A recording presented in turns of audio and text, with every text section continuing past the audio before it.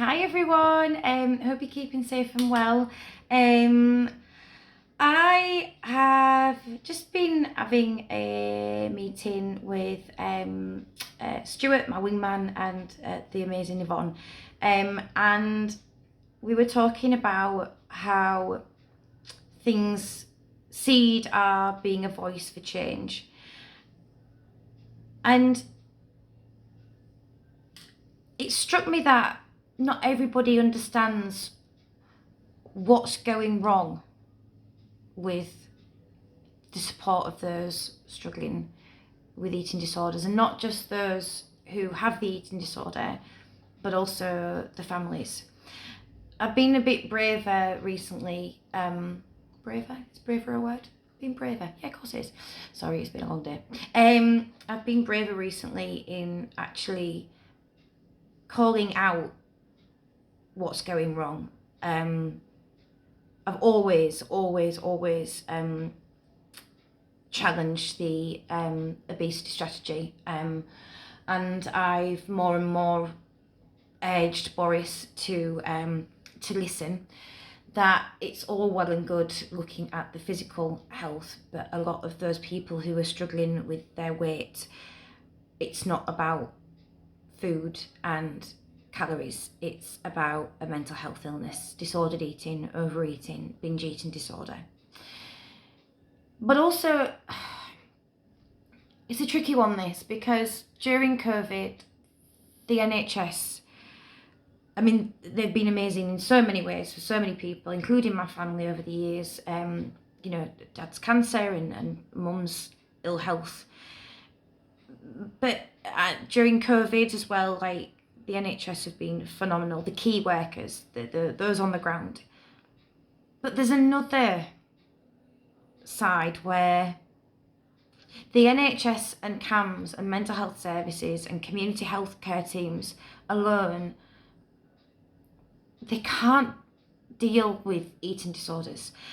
And it's not just about money and resource, because if we are to believe and trust in the government, which is a tricky one sometimes, and I always say I'm not allowed to, Dad always said, don't talk about politics, because it's just don't go there.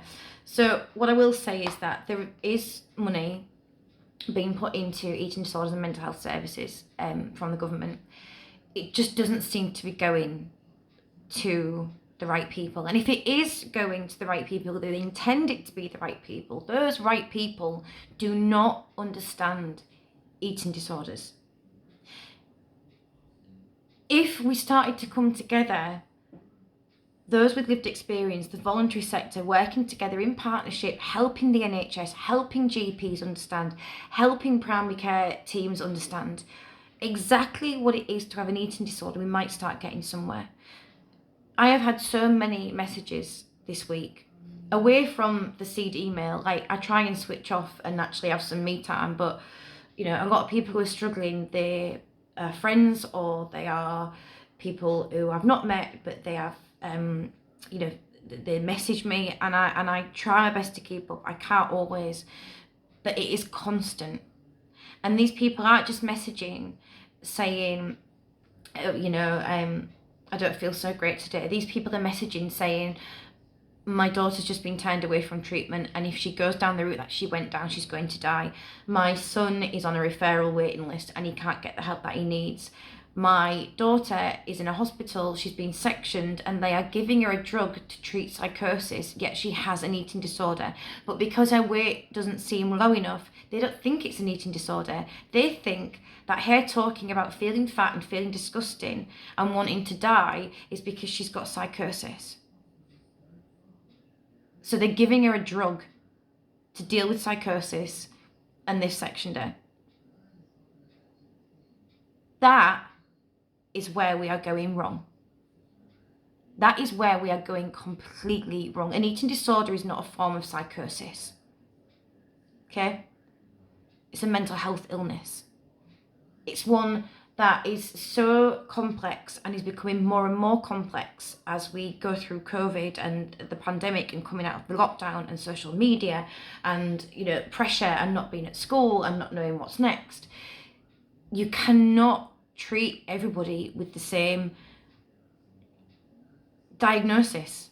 I consistently say it. Eating disorders are not one size fits all, and that is no pun intended, but there are more than just anorexia, bulimia, anorexia, binge eating type, ARFID, OSFED, binge eating disorder, all of these things that if people took time to educate themselves about within CAMHS and the NHS, they might start to understand and get a better result. But then equally, how can you expect somebody to understand if they've not been through it? I.e., going full circle to where I started 5 minutes ago, let's work together. Because I would never expect somebody to understand what it is to have an eating disorder. And I would never want somebody to understand what it is to have an eating disorder, because I don't want anyone to go through it. Because here's the truth. For me, when the anorexia took hold, you wake up and you dread the day ahead.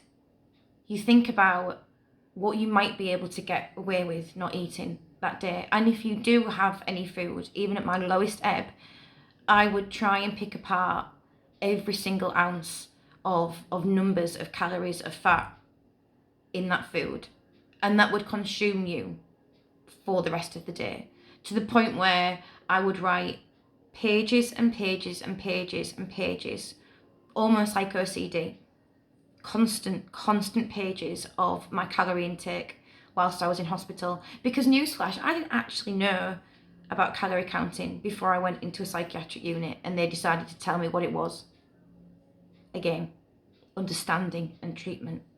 And then you go from the calories and the counting, and then you go to mealtime, and then the agony and the pain of sitting there and desperately wanting your family to be okay, but seeing them cry in front of you because you just can't eat.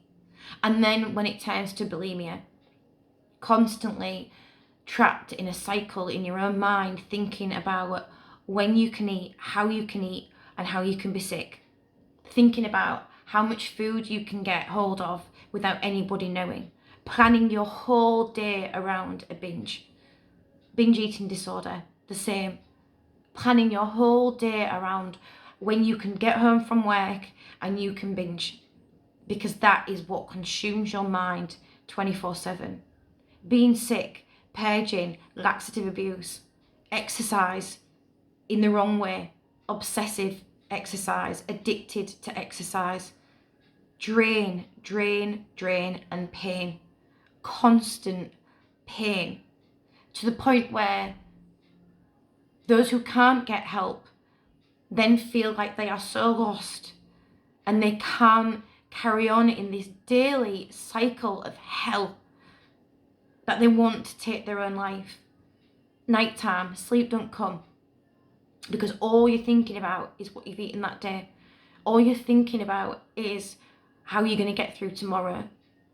All you're thinking about is how exhausted you are and how your throat's burning and your eyes are stinging and your bones hurt and your body aches and your mind is exhausted. And sleep don't come, so you turn to sleeping tablets. Sleeping tablets on a night, on a day, all day, because you'd rather sleep than live it. And then what do sleeping tablets turn to? Let's go to drink, because drink will numb the pain. And then at least if I'm having drink, I'll get some calories in me, and they won't punish me because I'm losing more weight, but at least I can handle drink because it numbs something. It's a constant spiral for so many people.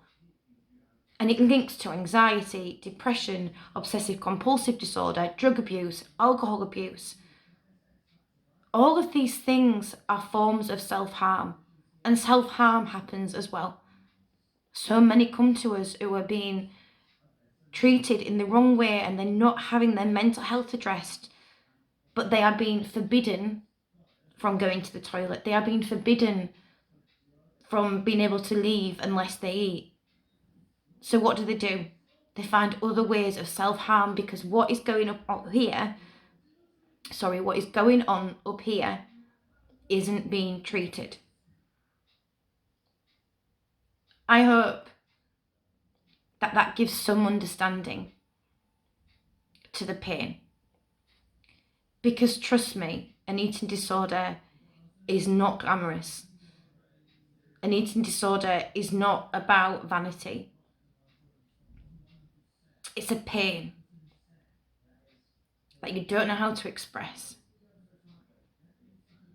And when you start expressing it and somebody turns you away for help because you're not expressing it loud enough and you're not poorly enough to get help, that message is, you don't matter, you're wasting our time,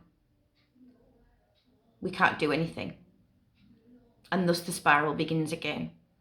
And if we want to talk money, that's when the money gets even harder for the government to cover everything, because people stop going to work.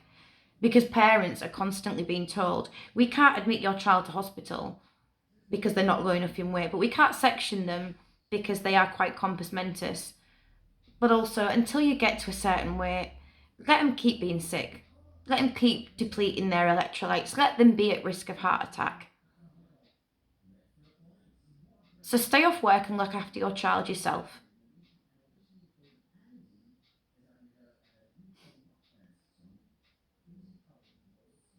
We'll keep fighting and we'll keep pushing for change. But I just wanted to have a bit of a rant. And also try and just get people to understand that this is a thing that happens.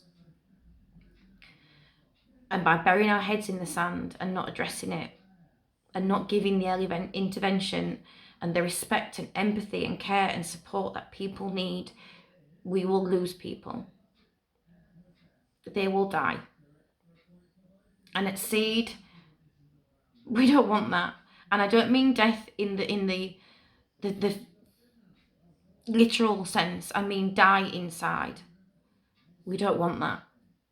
We don't want people to just exist with this hell, this 24/7 hell. We want people to thrive.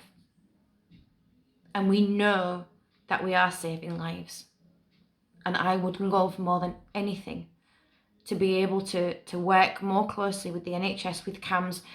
And trust me, I reach out all the time and we have meetings, and what happens? It gets discussed, we have an action plan, and then it goes away. Because it's all about bloody money. I'm not saying that everybody within the mental health services and CAMHS and the government are like this. I'm not. But unfortunately, more often than not, this is the game. And it's not a game that is going to end well if we carry on creating the same mistakes over and over again. An eating disorder is a mental health illness. Treat it with the respect it deserves and give the people who are struggling the respect they deserve and the knowledge that they matter. If you need help and support, we are here. Recovery is possible. Please, please know you're worth it and you matter. Sorry, that was a long rant, but I feel better for it. Sending lots of love.